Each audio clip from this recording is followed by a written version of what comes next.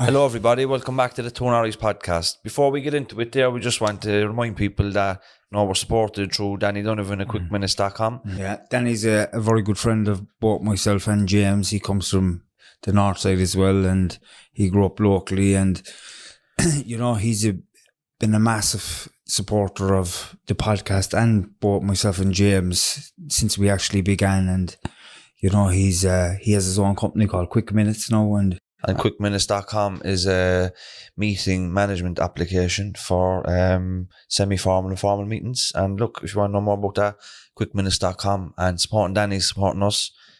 So if you're interested in that, check them out and enjoy the rest of the podcast. Right, welcome back to the Two Norries podcast. I'm your host, Timmy Long, joined my good man, James Leonard. Hi everybody. And today we have a very special guest. It's Mick Devine, the Clinical Director of Tabor Lodge. How are you doing, Mick? Timmy, I'm doing good. Good. Yeah. Good. And thank you. And thank you for having me. It's nice to be here. Thank you very much for coming here. And the usual process here with us is we always ask our guest who are they and where they're from. So can you give us a little bit of a background story to who Mick Devine is? Okay. Mick Devine. I'm from a small village in the North County Dublin called Lusk. I was born there in the early 60s, lived in the village. Our house was right on the square. And a real feature of Lusk is a round tower that dates back to the 10th century. And that our back garden backed onto the graveyard where the round tower was. So the round tower loomed large in my background. It was a small village, there was 12 of us in the class in school. I'm one of 5 kids, middle of 5 kids. So we lived in that house. There was 8 of us lived in a small house, 3-bedroomed house. Would the village have been a bit like Rush?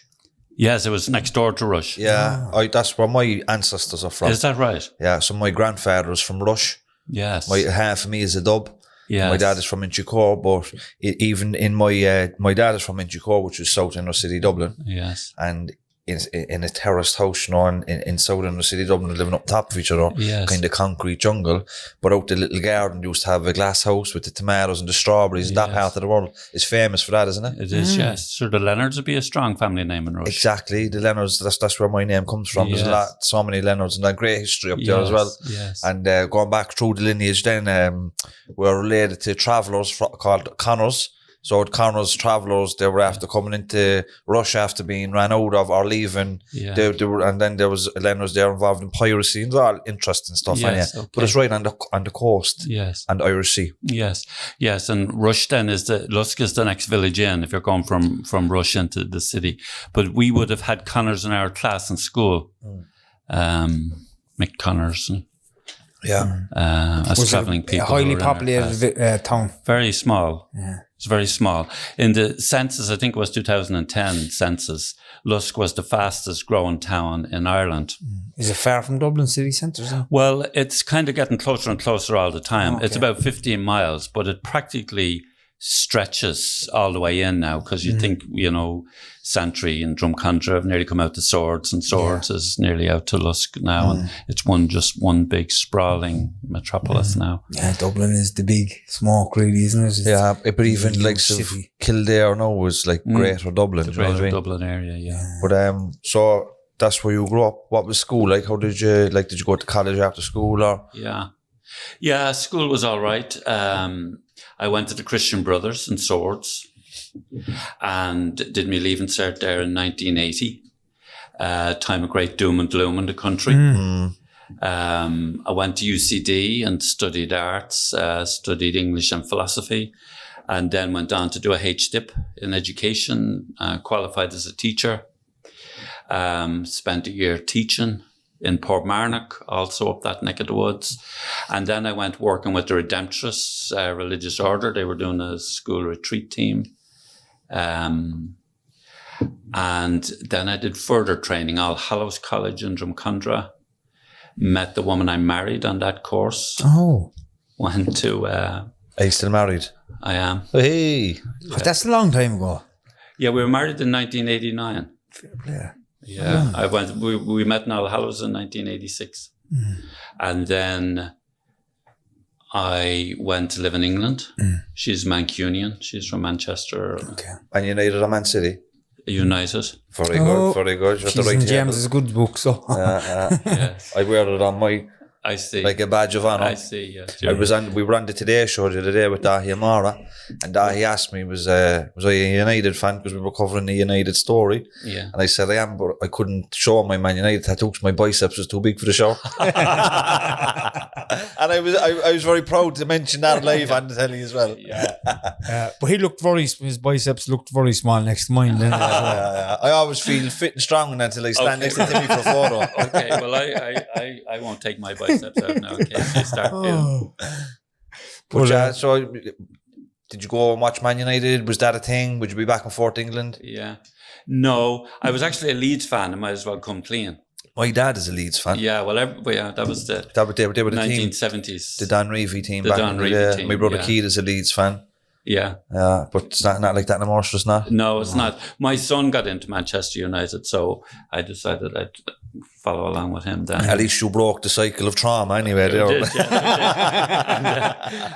And, you could even say got into a bit of recovery from that. Leeds actually had a great run back in the 90s. They did. Manchester They did, United, yeah, they Leeds did, days. yes, they did. They were in the semi-final of the Champions League That's right. in the early They- 90s. They Like. were a handy side back Yeah, then. yeah. Dave Gordon O'Leary. Strachan and Yeah. who was even- their centre forward? Even after that, then they had like Harry Kuehl and Viduka up front. Yeah, that's Viduka right. was Lee classic. Boyer, Yeah. Ian Hart at left back, remember? Yeah, that was a strong. Yeah. And what was your man's name? He was The goalkeeper Lee Paul Bowyer Robbins. in Lee midfield. Boyer, he was He was a brilliant. tough cookie. Dominic Matteo. Yeah. They were in the semi-final of the Champions League Yeah, with that David team. O'Leary was the manager, wasn't Who's was, their yeah. goalkeeper again? He was Paul Robinson. Yeah, good keeper as well. Yeah. Did who was the centre half? There was Lucas Radby. Remember him? South African. He was Yeah, he brilliant. was. Do you know what? No, he'd remind you of. He'd remind you of Van Dijk back Yeah. in the day. He was just a tough player. Like Yeah, not a many, big presence not in much got centre past half. him. Yeah. Well, we digress. We've a habit of digressing Yeah, now. I had gone away from Leeds by the time they had that success. It's the 1970s team that I was following, Yeah. and then following United with me young fella. And what were you doing in England? Were you working in England? Yeah, I worked in England. I was teaching in England in a Catholic secondary school in Lancashire, a place called Cohen, Nelson and Cohen, not too far further on from Burnley. I started there in 1990, and I trained as a counsellor there actually in Manchester University, and I had a deal with the head teacher that I would offer a counselling service to the school in return for him paying the fees for the counselling. So that worked out. That worked out very well. I was there till 1986, offered the counselling service, and met, the youngsters who are struggling to stay in the school system would be referred up to me. And they were delighted to not be in the class and to be coming up for a bit of counselling, and everyone else was thinking, what's going on here? This doesn't seem fair. And because I was hired as a teacher, and the other teachers were down in the classroom with 30 lads, and I was up in the counselling room with one fella. So they were thinking that's so we worked away at it for 5 or 6 years and kind of integrated the counselling service into I was using it to get hours as well and get me accreditation as a counsellor. And I did a bit of volunteer work with what was called the Alcohol Information Centre in Preston. I was living in Preston, and they had alcohol information centres, which were free drop-in services for people with alcohol problems. And I cut my teeth there as a counsellor, really working with people who had alcohol problems. And it was an outpatient counselling service. People would come once a week, and we'd make a plan and see, could we help manage the drinking or reduce the drinking or try and solve some of the problems that were leading to the drinking. Were you always drawn to that type of work, or did you think that the teaching kids ran its course and you were looking for something different? I wasn't always attracted to the addiction counselling. That I wasn't always attracted to that, but I knew soon after teaching started that it wasn't going to be my career, that I wasn't going to be doing it till I was 65. I knew that wasn't going to be the case. I kind of got attracted into the addiction field accidentally. accidentally in one way. And then when I actually got into the field, I realized, sure, there's piles of addiction in my family, and it was the place for me to be, really. But we were living over in Preston. We had our second child, and we decided we really wanted them to grow up in Ireland. So we wanted to come home. And at that time, the drugs task forces were starting, and the addiction counselling was becoming known as a thing. And the heroin problem in Dublin was really kicking off. And the Department of Health were seeing addiction counselling might really be a way of responding to the growing addiction problem. So every time you looked in the paper, they were looking for addiction counsellors, either in the Eastern Health Board, as it was called at the time, or down in Cork and Kerry. So I came over and did a few interviews. I was interviewed in Arbour House. We're talking mid-1990s? 1996. Yeah, we moved back on Halloween, the 31st of October, 1996. That's my birthday. Is that right? I was born on 31st of October, 1985. Okay. So just an side note. No, that's important. That's an important piece of information. And do you know who else? When your birthday do you know who else is born on the same day? Seems we're on Man United, like Dennis Orwell and Marcus Rashford. Is that right? Really? 3 United legends. All right, but back to Mick. But so just to put it in a bit of context, around 1996, you had the Rabbit Report, which was Pat Rabbit, which was a report into drug use. And in that report, it found that the heroin problem in Ireland was confined to 6 or 7 areas in Dublin and in North Cork City. And the government, then there was Veronica Gardner was murdered in 1996. Concerned Parents Against Drugs was marching on the streets, vigilante gangs. And it was like the government had to come up with a way of combating drug use that wasn't just criminalisation. So it was looking at addressing poverty and social exclusion. So the drugs task forces were set up, Garda Youth Diversion projects, and all these other things. And this is where you come in. Yeah. So there was 12 drugs task forces set up in Dublin and 1 set up in Cork. And I was just coming in at the start of that. I was interviewed in Arbour House, and I was on a panel. And then we moved over to Ireland. My wife's family is from Derrynane and Kerry. Oh, down by that place well. Pardon? I know that place well. Do you now? Yeah. Yeah, that's where her mother was from. Beautiful so we place. went there when we arrived over in Ireland, and then moved from there into Cork and living now out by Bandon. And then a post came up. The woman who started Tabor Lodge was interviewing me the day I was interviewed for Arbour House.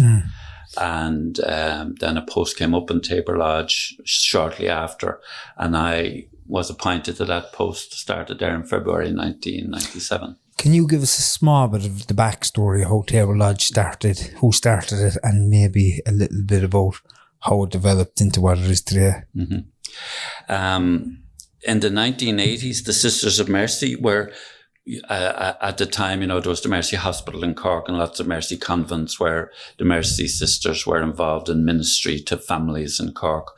And they were finding that in a lot of cases, the poverty of Cork families was in large part due to the alcoholism of the father. So they thought it might be a wiser move for them to see could they help men get sober, as well as their work in hospitals and in schools. And the Tabor Lodge facility used to be a holiday home that the sisters would use every summer to get away from hospitals or schools, wherever it was they were doing. So that was assigned as in the mid-80s, that was earmarked to be an addiction treatment centre. And Sister Margaret Kiley was the founder of Tabor Lodge. She went off to Hazelton, where the Minnesota model was born, up by Minnesota, up in the Twin Cities, up by Chicago, the north of the United States. And she spent a year there training as an addiction counsellor and came back and made ready then to open the centre. Centre opened at the start of January 1989. Can you explain to people what Minnesota model is? Well, the Minnesota model started out life as started in 1949. The AA, Alcoholics Anonymous, started in 1935. And a big part of the AA program, as you probably know, is you reach out to other people who are suffering from alcoholism. And the way you maintain your sobriety is to be helping other people get sober. So one way the alcoholic people in recovery reached out and met people who are struggling was in the psychiatric units of the hospitals. So they might visit the hospital and ask the staff, could they take someone out to a local meeting and have them back by 10 o'clock, 11 o'clock, whatever it was. And as time went on, the staff of the hospitals realized that in some cases, when these 12-step guys came to take someone out and brought them back, the revolving door mechanism stopped for some of these guys, and they didn't show up again to be dried out. So they started wondering what's going on in the AA rooms that seems to be working. And then they got together in Hazelden, the mental health professionals and the people in recovery got together to see, could we put a program together that had the best of the psychological knowledge at the time, plus whatever it was happening in the 12-step rooms, and devise a program that you could systematically invite addicted people into to be resident in for a 4-week period to see if it would help them dry out, get a bit of distance from the whole crisis of their addiction, start reflecting on what is addiction, how is addiction active in me, and what can I do about it, using the 12 steps as a guideline. And the 12 steps are an excellent guideline, I would believe, in managing addiction. Yeah. And so they set up a program, and, it grew from there. Did I hear that the 28-day piece came from the fact that in America, when they were starting it out, the insurance companies would only cover people for a period of 8 weeks? Yes, for 4 weeks. Yeah. For 4 weeks. It's a 4-week program, and then that was exported, and that's what we have in Tabor Lodge. That's what we have in Tabor Lodge, and in other centres in around Ireland as well. Talbot Grove, the Rutland. Yeah, Rutland, Ashery. Yeah. Ashery. But that 28 days, I've been intense. through Tabor Lodge, it's a 28-day program where there's no real break in between. It's 100% from the beginning to the end intense in terms of counselling, you getting to know what addiction is, you facing any bit of denial that you may have around your own addiction, whatever it may be. And it's about, I like the interaction as well with the family, where the family members get the opportunity to talk about their part, how your addiction has hurt them. Because when somebody is clear and their mind isn't as fogged up as it is before they come into Tabor Lodge, they can't really see that. But when they get in there and there's a bit of clarity, the fogness is starting to leave a little bit, and they're going through the different emotional stuff and bits and pieces, then it's time for the family to tell them how they feel and how it was for them during that person's life of addiction. That's an amazing aspect to it. Can you remember, Timmy? You probably can't say. I can't say, yeah. Yeah, you probably can't say, but all right, we move on. You know what? Yeah, he was a little bollocks. I was actually a very, very, very, very, very good boy down there. I was completely depressed at the time. I had a lot going on in my life. My circumstances at the time weren't great. I was going to prison after Tabor Lodge. I wasn't for long out of Tabor Lodge, a week or two, and I went directly into prison for 5 years. So, I was at the end of everything. I had to. I had nothing else. My mental health was gone. I was completely paranoid. My family, my wife, she was my partner at the time, and my 2 kids were gone if I didn't get this, but I actually genuinely, and I always state this, Mick, I thought I was going in there to get something like an NCT, so I could go back out and drink normally. I hadn't the foggiest about addiction. I had been in treatment at the age of from 15 to about 18, but there was no therapy. I had no understanding of addiction. But when I went in there, I got that bit of an understanding, you know, and it helped me massively. I think in treatment centres, when you get the awareness around addiction, behaviours and stuff like that, you can't go back using with the same head. No. It doesn't work, sure it doesn't. No, you know there's a different way, like. Because you have But when that you're ignorant, awareness. you'll get away with it. Yeah. You have the awareness that you never had before, Yeah. and you know what you're doing is wrong in all aspects. Yeah. You know? Well, it's just that the addiction kind of, there's something about it that the addict doesn't let themselves in on.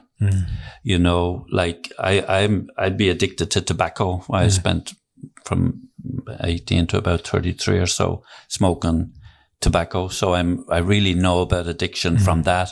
And I know how easy it was to fool myself into thinking, sure, I'm not addicted at all, or sure, it's okay, what harm am I doing, just having a cigarette? And that's present in all addiction, I think. There's a part of us that doesn't really wake up to the full reality of addiction. We keep kind of making excuses about it, or letting ourselves off the hook about it, or minimizing it, and all the things we used to call denial. And people don't really see that. Even haven't been through treatment, people, like the first thing people do after they go out of treatment in some cases is drink or use drugs. Relapse, we call it, yeah. And it's because they still haven't got the full picture. They still haven't seen that there's something about the addiction will live on in them and will keep prodding at them and suggesting to them, it's okay, what's the problem? It's called stinking thinking, I learned. They call that stinking thinking, yeah. That, and so your brain isn't fully in on the picture on what the addiction is really like. And it can take people a lot of doom and gloom before they wake up to that, as they call it, an awakening in the 12-step fellowship. And multiple attempts at it as well, like multiple attempts, multiple treatment centres, multiple sponsors, and you know, like very rarely would you just, in my experience anyway, would people just go to treatment and then that's it, there's no hiccups along the way. Nearly everybody wants to test the water again.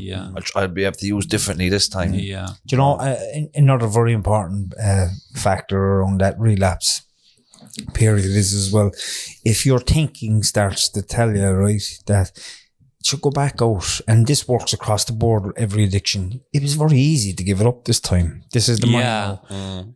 We'll give it up again. Just go back out for another day or two and you'll be grand, and we'll give it up again and we'll be fine. That's right. That's a part of that stinking thinking process where the mind comes at you. It's so conniving. The mind, I was at that period now, just the day I was going into prison, my mind was telling me, sure, go in and get a load of drugs before you go in. And like I was saying, no one answered the phone anyway, thankfully.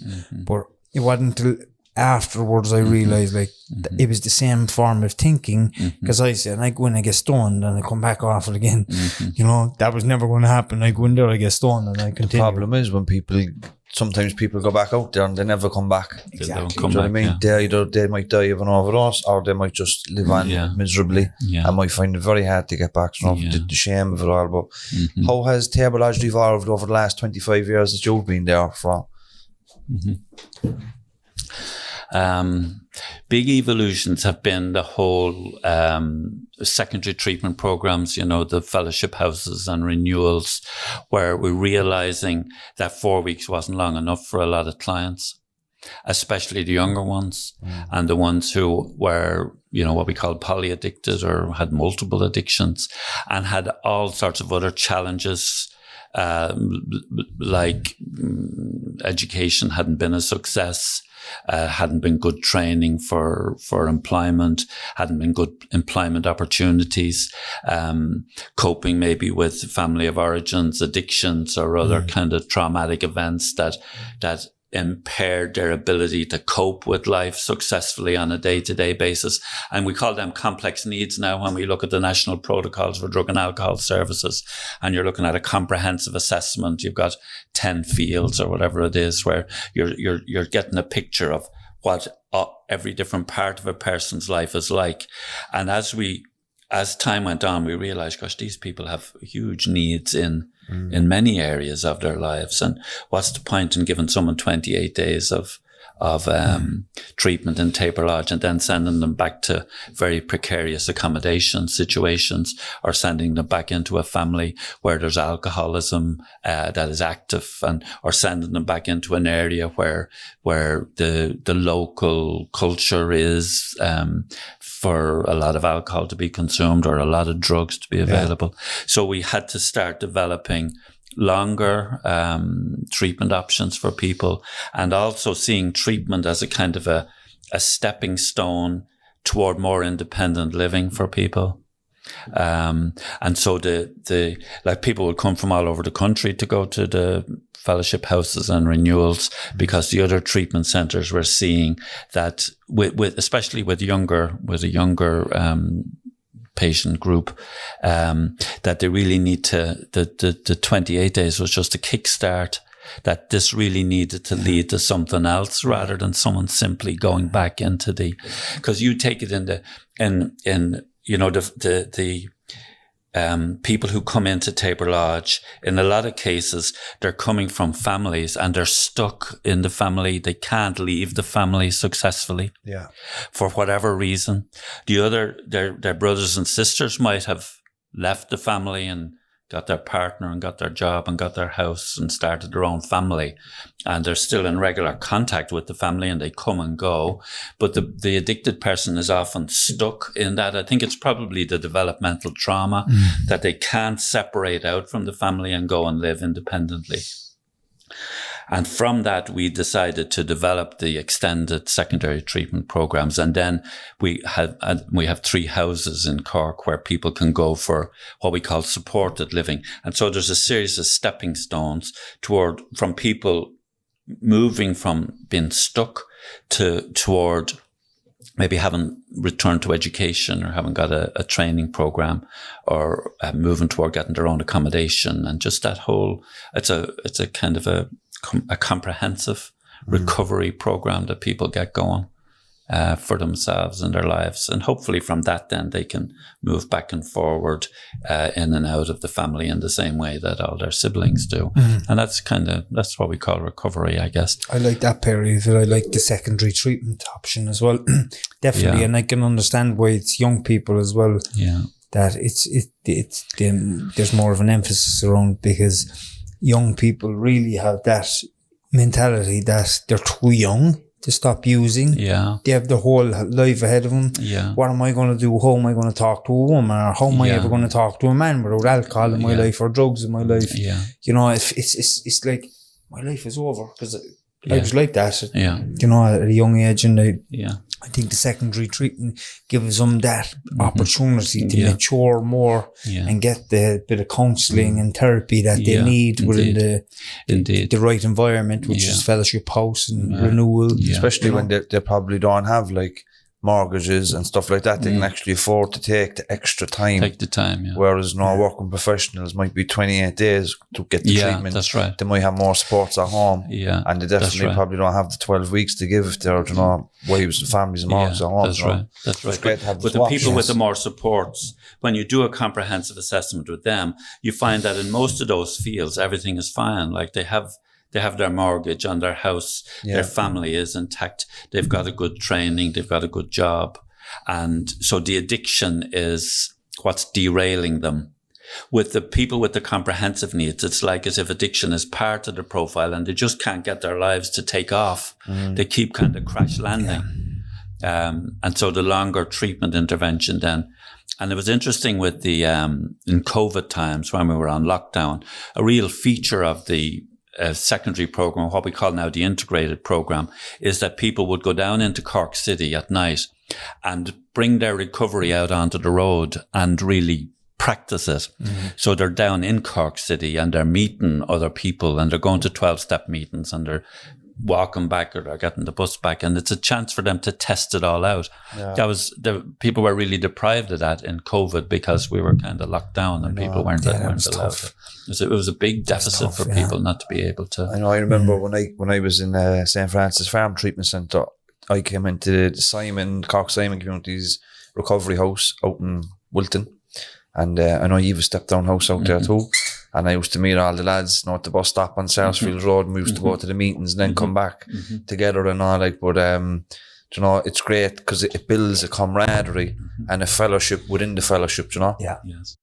It's difficult to go to a meeting, but if there's 2 or 3 there going together, you try everything together that is safe, do you know what I mean? Because of safety in numbers, Yes. Yeah.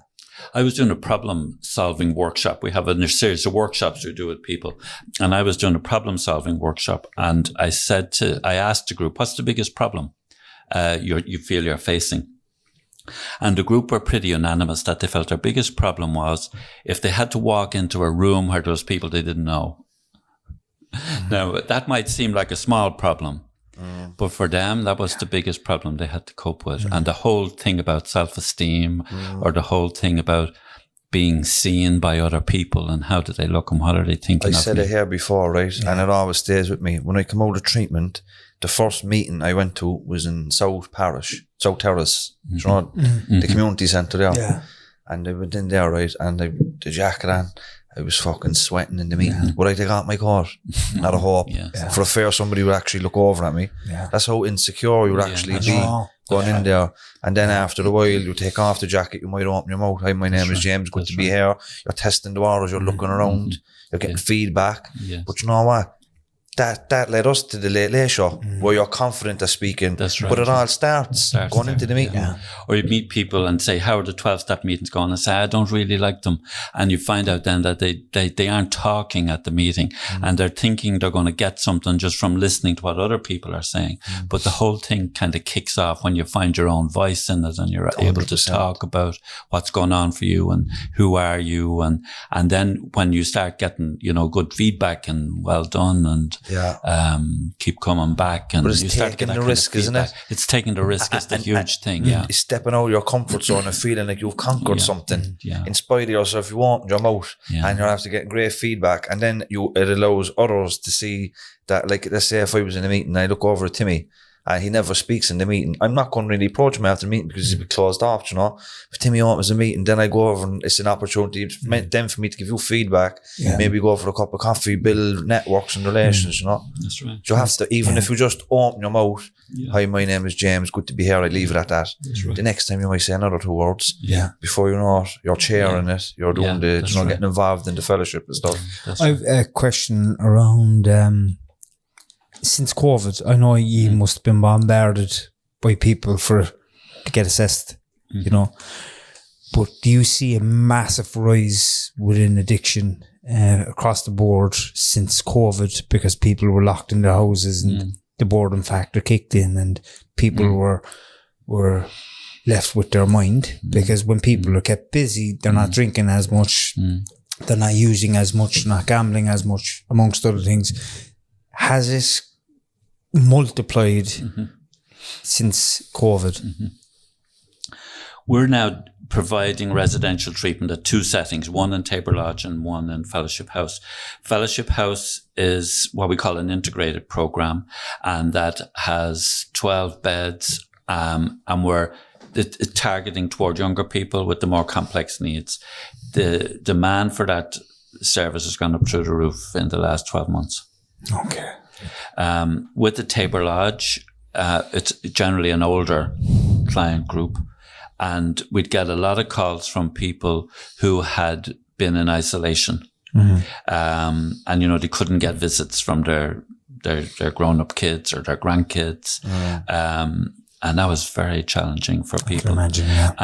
And you could see the drink problem growing gradually, where there's so much time in their hands, or it's been a long day and they think, I'll just have a drink. And we heard lots of stories of people saying that got to the point where they just didn't know how to stop drinking. That's when they reached out to us for help. They just couldn't stop drinking. They couldn't understand why they can't just. So they had become addicted, but there was no kind of tradition of addiction. They probably wouldn't have become addicted if they hadn't been living in those strange kind of circumstances that lockdown brought to us. And if somebody's listening to this right now, Mick, what are the procedures for somebody to get treatment within the Tabor Lodge and Fellowship House? Well, people can call us themselves. We don't need to be referred by anybody. And then take calls and filter calls on to, we have one person whose job is to call people back and to do a piece of telephone assessment and then arrange for a face-to-face meeting for what we call the initial assessment as far as the national protocols are concerned. And that's a meeting that takes about an hour, taking a lot of information about people and making a suggestion then for what the next step should be. Oftentimes it's quite clear by the time the person gets to meet us face to face that it's the treatment program that they need to come on to. So as a result of that meeting, we would suggest that they do come in for treatment, and we'd have what we call a pre-treatment plan that people would go away and try, maybe see their doctor, maybe try 12-step meetings, maybe try and cut down on their substance, and just to start their own learning process about what are they suggesting that I do, and what are they saying is the matter with me, and what sense does that make to me? And then people start their own assessment, and then that'd lead to an admission into the Tabor Lodge or the Tabor Fellowship unit. But if someone made a call this evening, the chances are we'd see them before this day next week, and that they could be in treatment the same day the following week. So it's not a very long waiting time. No, and where does the pre-treatment process come in then? Well, pre-treatment is something we stopped doing in COVID, and it's become very clear that it's something we need to start doing again. Because, like you mentioned about what it's like when people land in treatment and how intense it is from beginning to end. So that's very demanding for people. I actually done the pre-treatment process myself. Did you? Yeah, I'd done it for about 3 or 4 weeks. Yeah. And what I found from doing that was I found the people that really wanted to get recovery into their lives stayed there. That's it, you know, because while I was there was a number of people in the group, and I could see straight away the ones that really, really wanted it, including myself. You know, I had been to my doctor now and all at this stage. I was seeing a counsellor in the week. I was going to trying to get the meetings. I was going through that period that, I'm not going to the meetings at all. They're not for me. Do you know? Do you know that mentality around the AA and DNA? You know, I had that because that stigma around AA was, I'm not an alcoholic. So my views of an alcoholic were somebody who was on the street with a bottle of wine. You know, that's how it was. I was brought up around, you know. But all that changed when I went into Tabor Lodge and I went to pre-treatment. I started understanding that because I'm not drinking 7 days a week doesn't mean I'm not an alcoholic. You know, I'm an alcoholic because of what I done and drink, because I couldn't stop, and I went on a binge for a week, 2 weeks, 3 weeks, stopped for a month, stopped for 2 months. But my life was chaotic at any of those points. My life could have been ended at any time. I started up a pre-treatment group in Coolmine. Well, I took what they did in Coolmine in Dublin and brought it to Cork. We call it pre-entry group, but we soon realised that it's not just Coolmine.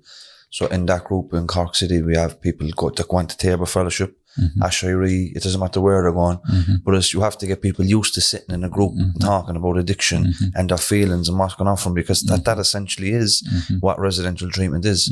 So if people are interested in that, look, they can contact G and signpost people as well. There's also funding options available. I know people will think that Tabor Lodge is very expensive, and it can be, but there's funding options available for everybody, whether you have a medical card or health insurance or whatever. So that shouldn't be a barrier either. And if they can contact you anyway to be signposted, all that stuff. But something that is working really well between both of our organisations is the case management piece, where if I'm working with somebody and for the community side of it, I can refer them into yourselves, and they do the residential, then I link in with them when they're in there, and then when they're getting out, they link back in with me, and I support them then through the recovery process, you know? And that seems to be working really well, doesn't it? Yeah. The whole emphasis on the care plan and the shared care plan, that it's not just one agency's care plan. There's different agencies, like the work Coolmine is doing, just mental health agencies, homeless agencies, addiction treatment agencies, and there's more of an ethos of sharing the care with the client of empowering the client at the center of the whole caring process. But there's a number of professional agencies coming together to support them along the continuum of care. Yeah. It's not the case that one agency does all the caring now. It's with the complex needs, there's a diversity, there's a variety of agencies need to, and that's certainly something that has developed in Tabor Lodge in the last 10 years or so, where we're getting better at sharing the care with other agencies. It's not a case of one agency has all that a client needs. Sometimes people's lives are, they might need support for a year or two. Yeah. Like you could be linking them with the Cork Alliance, because at different stages of your life you're going to need different supports, you know. Yeah. But obviously you provide the residential and the secondary piece. Yeah. You can't support them indefinitely. No. But that's why, and it's great to have that collaboration, and people are not like competing treatment providers. It's the person is in the middle, and we'll help the person. That's great. Do you know what I mean? That's That's the way it should be. And that the whole dual diagnosis thing is coming up now as well. For it's the same conversation, really. It's not you've either got a mental health problem or you've got an addiction problem, and you go there to sort that one out and go here to sort this one out, and you have to do that one first and then that one second. We're now seeing that we work together with. The emphasis is on what are the needs of the person at this point in time.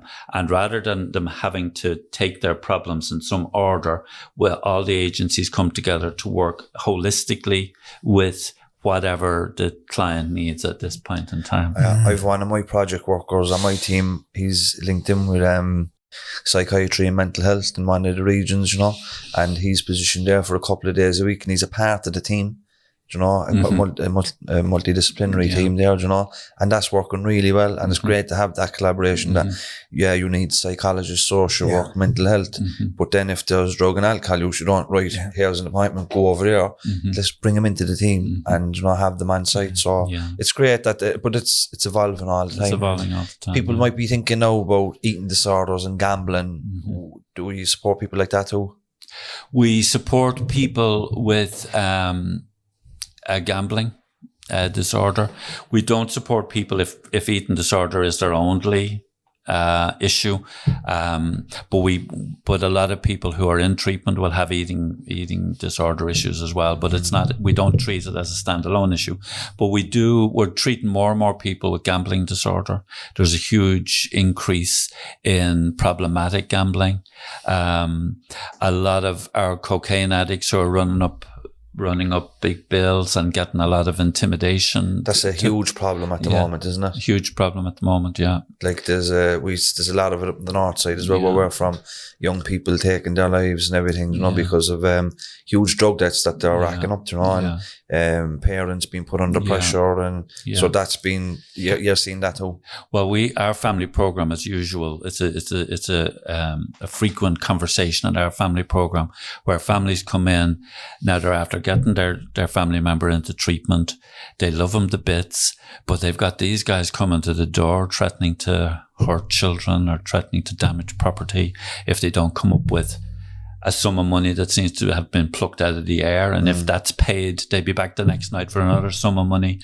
And the stress that those families are under is quite incredible. And then they're caught in the buy-in that this is all because of this guy who's in Tabor Lodge, is this trouble that this guy's after bringing. And so it's such a conflict for the family. And that must be so difficult as well for the person that's in treatment. Huge. Because they're worried about their family member at home, and they can't really focus on the therapy side of it because their head is on full of fear. Full of fear. And also they just have themselves written off for the problems they're after causing for their families.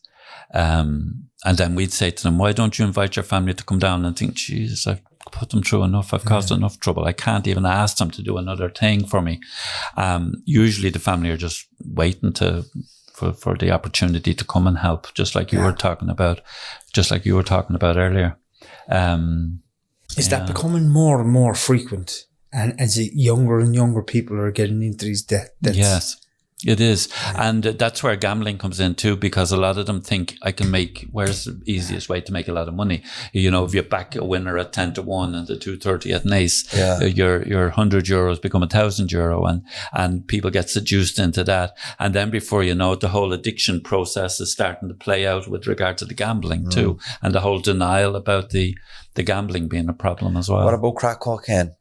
Yes. So I know in other residential treatments, the profile of the client has moved from a kind of a placid heroin user to more crack cocaine, and that has led to more incidences of aggression and conflict within the treatment centre. Have you seen that too? Within the treatment centre? Yeah, like as people are coming off the crack cocaine, tend to be more volatile than people that would have been coming off heroin. Yeah, it's totally different. Yeah, the heroin addict is easy to work with from that point of view.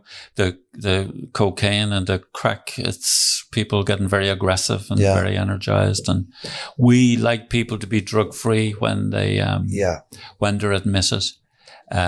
So we would get it'd be, as the economy recovered and young men were picking up work and getting money and getting into cocaine and running up debts, we did find that was a feature of life for a period.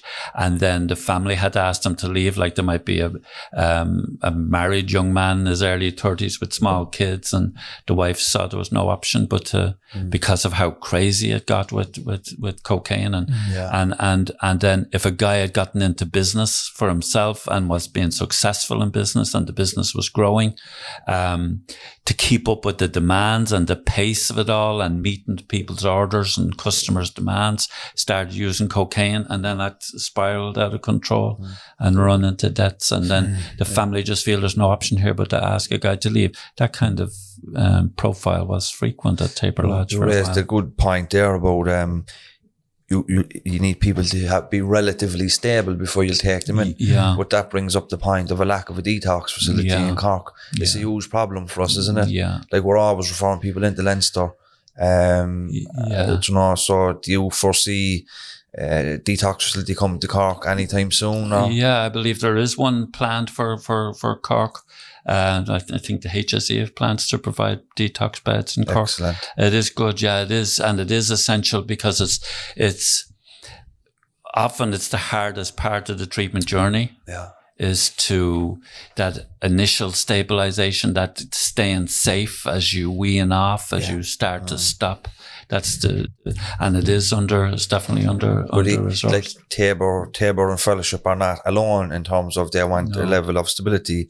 Every treatment centre in Ireland wants that. Yes. Even the ones that do provide detox, they still want your analysis to say you're only taking what you're prescribed, you know. Yes. So you still have to be off the other drugs, but you know, like there's some measure of stabilisation needed before treatment's going to work. It's very difficult. And a big problem that I see at the moment in drug and alcohol services is street benzodiazepines. So you have people that are taking benzodiazepines but they're not prescribed them. So the GP won't give them a detox because they're not supposed to be taking them in the first place. They can't give a clear urine because they're taking these and they stay in the system for so long, and then they're stuck in limbo between they can't give clear urinalysis to get into the treatment centre, they can't get the detox to get into that treatment centre, and that's a very difficult space for them to be in, you know. Whereas before, like, I don't know, there wasn't so much street benzos when I was around. You would get them off the GP. But there's a lot more restrictions on prescribing that stuff now. But the demand is still there. So people go to the internet. Do you know what I mean? It's definitely even more because of the amount of cocaine that's being consumed. You know, it's definitely more. I have a question for you in terms of what's your interpretation, of addiction? Right, mine is this, I believe I became addicted to alcohol, drugs, gambling, amongst other things, because I didn't learn as a young child to be able to cope with emotions. I went through my life caught up in my mind constantly, caught up in my head. And when I came across substances at the beginning, the head stuff was gone. And my thinking then was consumed about how I was going to use next, where I was going to get the money for it, you know, the life of it. And I was consumed like that for many, many years until my early 30s. Is it quite similar to my understanding to it? Yes, my understanding of addiction would be similar to that, and that I know you've had Gabor Mate on, We did. and you don't ask you don't ask why the addiction, you ask why the pain. Yeah. That's it. Yeah, That the addiction starts out as the solution to another problem. mental health.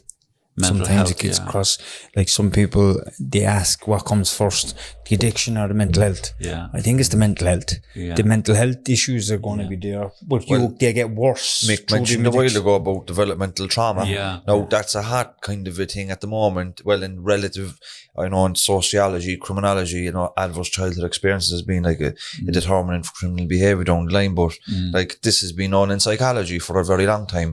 So like, the profile of people that come through your service, would most of them invariably have some sort of a childhood trauma, abuse, neglect, and stuff like that? Yeah, well, I know you had Sharon Lambert on here too, and Sharon is good to send us students from the Department of Applied Psychology. Yeah. We had one student did a piece of work with 50 clients,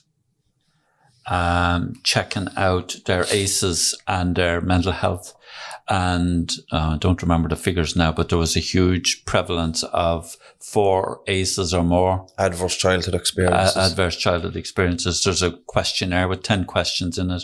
And if you have 4 of these adversities that you've been coping with as a child, your chances of becoming addicted, having mental health issues later in life, and having histories of self-harm, homelessness in prison, homelessness, reduced lifespan, they go up through the roof if you've had 4 adverse experiences to cope with. And that's pretty common. If you take one is that a parent was addicted, that you experience physical, emotional, or sexual abuse, that you experience physical or emotional neglect, that you had a family member that was incarcerated, that you had that there was somebody in the family who domestic violence, violence, if you witnessed domestic violence. So there's a lot of our clients would have a cluster of those experiences. I mean, we probably all have some kind of ACEs somewhere in our background. A criticism of the ACEs is that it's very focused on the individual out of the family, but growing up in poverty in an area that's impoverished and deprived it can be another contributing factor. It is, yeah. I seen this, I don't know, it was a documentary or a clip. Okay, there was this lady, it's an American lady. She went into a prison yard. She was surrounded by prisoners in a circle. Like they were all outside her, and she named out the ACEs. I seen that. Yeah. And she said, if you this ace, whatever, walk one step into the middle. Every single man that was on that yard had over 4 ACEs. I'm trying to picture Sharon Lambert doing that in Cork prison. She got a belt of handball. But like it's just so prevalent. It's on YouTube. That video is on YouTube. It's on YouTube, James. Yeah, I can't remember the name of it, but it's if you type in the ACEs prison video with ACEs, I'm sure it'll come up. But that developmental trauma is I think that's crucial now for addiction treatment, because Tabor, one very important feature of Tabor Group is that the program is delivered by counsellors. And we want counsellors to be well trained, and we want them to be registered. And a well-trained counsellor has done their own work on their own personal development. And when they sit with a client who has developmental trauma, the client relaxes more if they know the counsellor has done it isn't even anything that they know. It's just that the counsellor is able to offer more. They can feel it. Yeah, they can relate. This is a safe place. Yeah. And then in the developmental trauma, all happens in the relationship between the child and the parent, let's say, in the vast majority of cases. And so it is the trusted other that has caused the upset or the disturbance. So when the client comes into the addiction treatment and the treatment has been delivered by the addiction counsellor, the client picks up that this person is actually safe for me to start opening up a bit with. Yeah. And that's where, and then even if the relationship goes wrong, like even if there is a rupture in the relationship, the counsellor doesn't say, well, I'm finished with you then, if that's the way it's going to be. The counsellor is good at repairing the relationship and going back to talk things out, give it another go.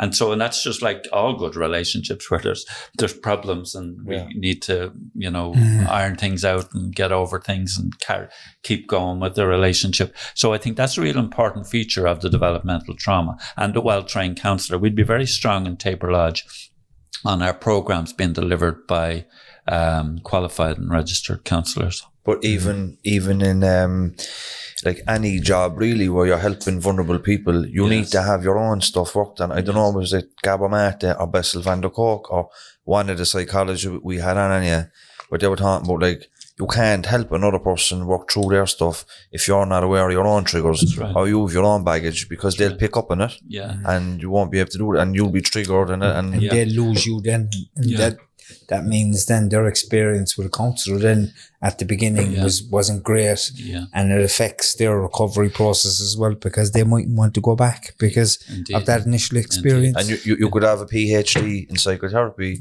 Well, obviously to get to that stage you'll have to do a lot of work, but the point I'm making is you could have a master's and a PhD, but if you don't have your own personal development done, it won't be half as good to you. Indeed, and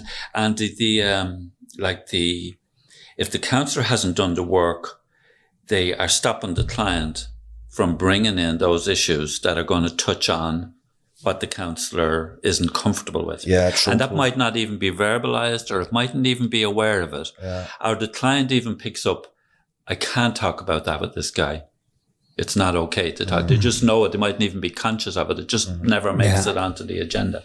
So I think that's a hugely important feature of addiction treatment, not just in Tabor Group, but going forward. I think if we're going to be working with people with a lot of ACEs and a lot of developmental trauma, then there's an onus on us to become really good at helping people recover from that kind of adversity. We'd Gus Murray here a few weeks ago, and we made this point, like this is why some people are stopped from graduating and told to go and complete that personal development, because you have to have that stuff in order before you can actually go into the field. That's right. It's a pleasure talking to you, Mick. Okay, I hope you enjoyed yourself. You too. I did, it was fine. The hour flew, Are we done? Yeah, that was I think we covered so much here. So I think a lot of people will get very, very important information from this, and that'd be great. Hopefully enough information to give them the inspiration to move on to that next step, which may be treatment or or maybe pre-treatment or whatever it may be, even walking in the door to their doctor.